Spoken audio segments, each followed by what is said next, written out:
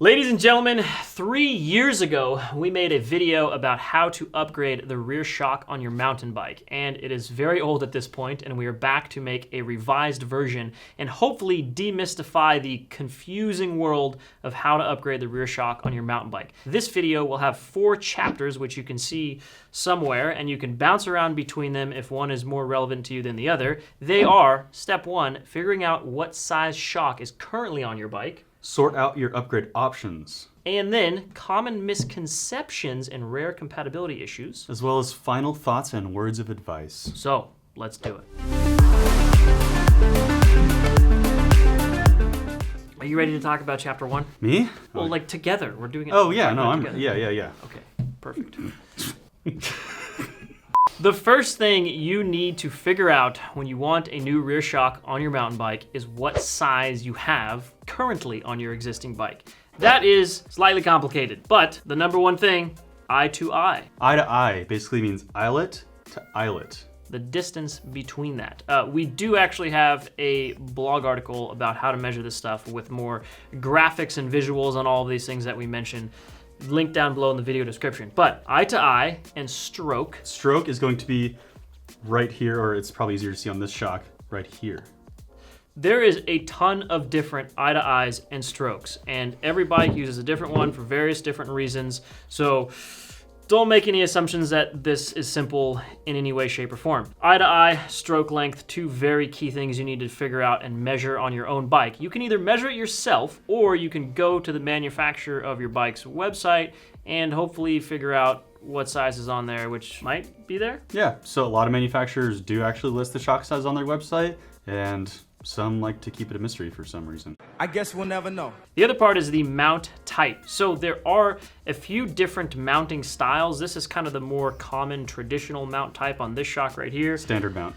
You've got Trunnion mount, where your shock bolts are going to thread directly into the air can. So there is standard mount, there's trunnion mounts, there's some other oblong strange mounts on rare bikes, but yeah, we'll get into that later in the rare compatibility issues. But basically, your eye to eye, your stroke, and your mount type are the 3 key things you gotta know.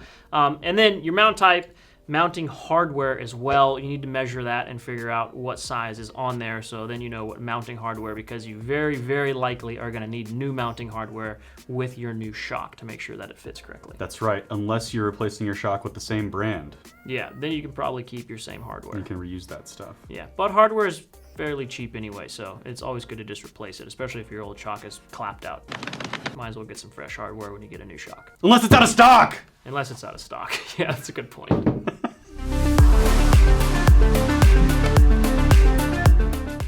Gonna be a little buzz maybe, but we'll see. Dude, you said we weren't drinking very much tonight. You've been pouring all sorts of whiskey. No, you said that.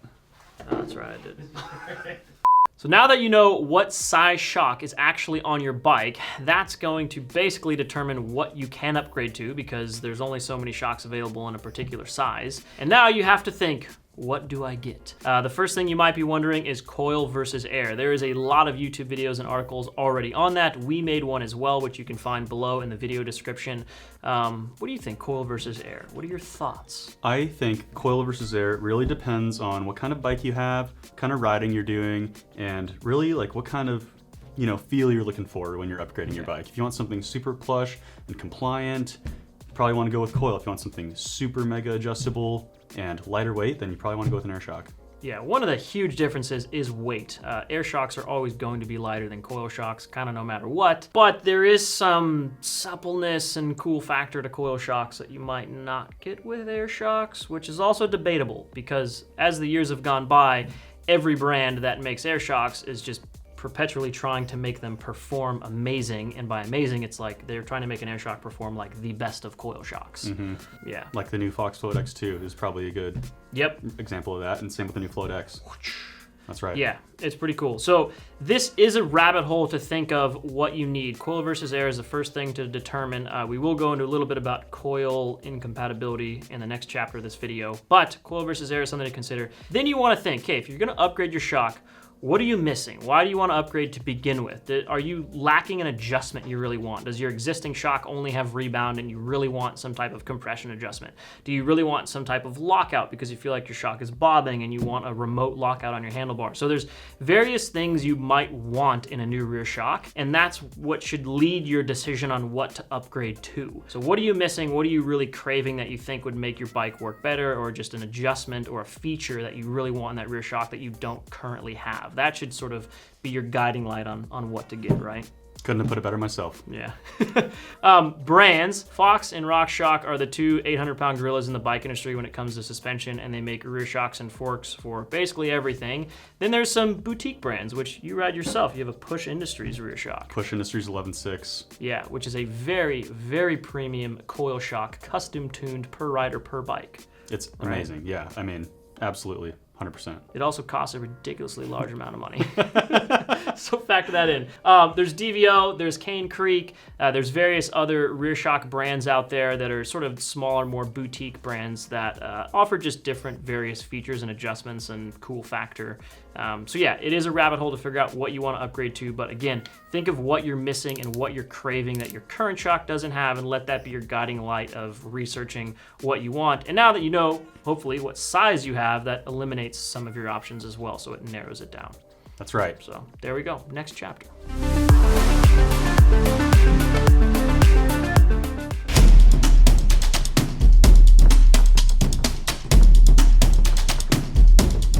Common misconceptions and rare compatibility issues. This is an extensive topic that could probably be an hour-long video. It could be a whole video. It could be a whole video.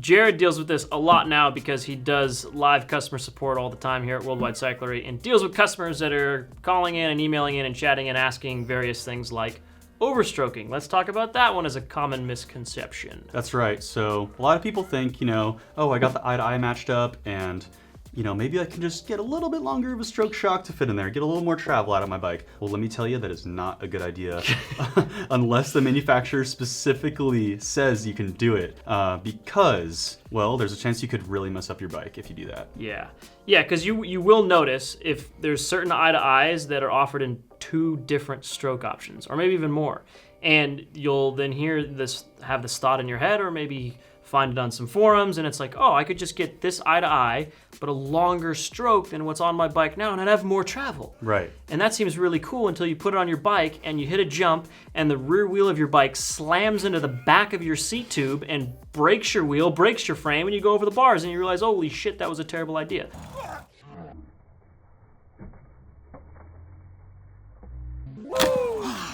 Overshocking or overstroking is a slippery slope of danger. Slippery. So proceed cautiously, or just don't proceed at all. Right. Yeah. And chances are, if you are trying to do it and nobody else has done it before, there's a chance that you probably shouldn't do it. So you're telling me there's a chance? There's definitely a chance. Yeah, I did that when I was a young buck. I think I was 17. I had a Da Vinci Troy, and I overstroked that bike, and there was a brace on the chainstay above the rear tire, and I overstroked it, and it actually whacked into the back of the seat tube when I bottomed out and dented the frame. And then therefore my bike's kind of ruined. It's like I can't warranty it. I can't really sell it with a dent. Your warranty is voided. It's don't overshock or overstroke. Just proceed extremely cautiously when it comes to that one. So that's one common misconception and a thing to just be wary of. The other thing is clearance issues, right? That's right, clearance issues. So you probably have a bike that came with a shock on it and you want to upgrade it, but there could be a chance that the shock you want isn't going to fit on your frame. There's certain things, like for example, if your bike came with an inline shock, doesn't have a piggyback reservoir, and you're like, oh, I really want this shock that has a piggyback reservoir for X, Y, and Z reason, but then you bottom out and this thing slams into your carbon seat tube and you're really unhappy about it. So that's another rare compatibility issue. And again, proceed with caution. Talk to someone who's an expert like us or the manufacturer of the bike and ask them about those things. See if anyone's done it, see if it's possible. Coil shocks too, obviously you can tell the diameter here is very different. So this just might not fit on your bike if it was designed around an air shock, and a coil shock just might not work. So yeah. That's right, especially if you have a short travel bike that's designed more for a bike or a shock that doesn't have a piggyback, then chances are you're probably not gonna be able to put a coil shock on there. Just by the nature of the design of the bike. So Yeah. something to look out for. Yep. And speaking of air and coil, there's another issue when it comes to coil. So coil inherently is much more linear. That means it kind of has that same compression feel all the way through the stroke, whereas air, you can tune that very differently. You can make it linear, you could actually make it regressive, and you can make it progressive. And certain bikes will be designed around a specific shock, being, is it a linear shock, a regressive shock, a progressive shock, and the manufacturer will actually design and tune a shock specifically for that bike.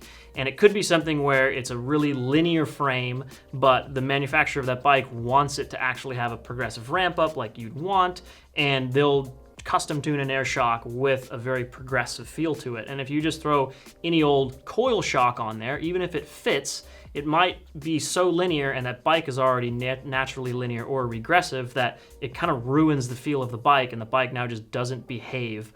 The suspension doesn't behave the way the manufacturer intended. So I'm going down a rabbit hole of complexity. It's just going to blow through your travel, basically. Yeah. Right?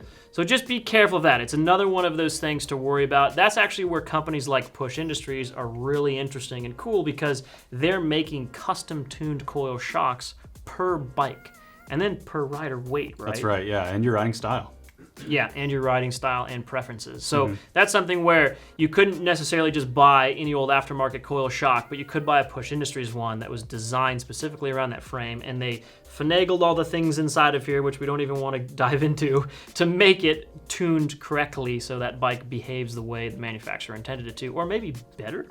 Hopefully better. Or better compared in your preferences in your eyes. That's right. So, I don't know. Is that all the rare compatibility issues you can think of? Off the top of my head, I think so. Yeah. Hopefully that didn't just make you sweat all over profusely. I know I am. Yeah.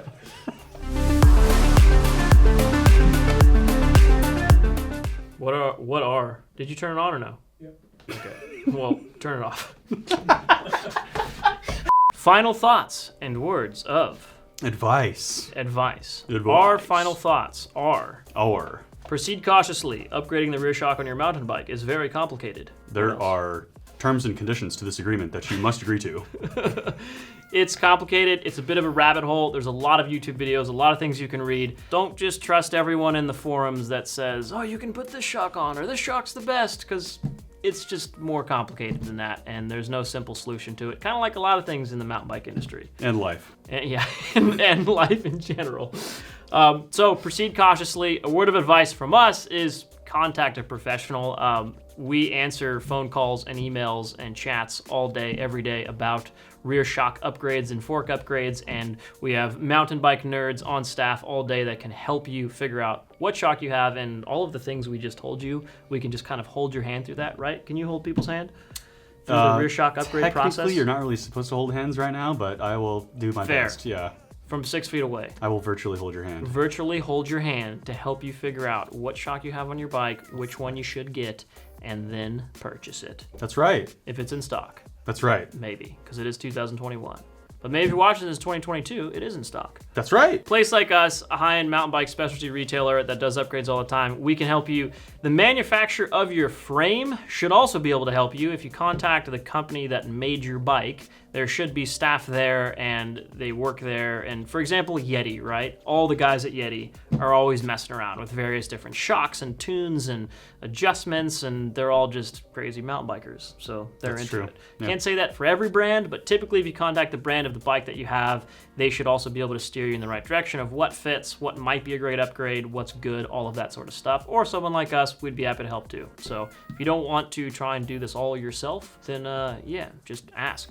We will do all the heavy lifting for you. Ask for directions. Don't be that guy. Yes. I Ask mean? for directions before you get lost. Yeah, exactly. Or if you get lost for 5 minutes, then ask, not 5 hours. Like what most guys do. Yeah.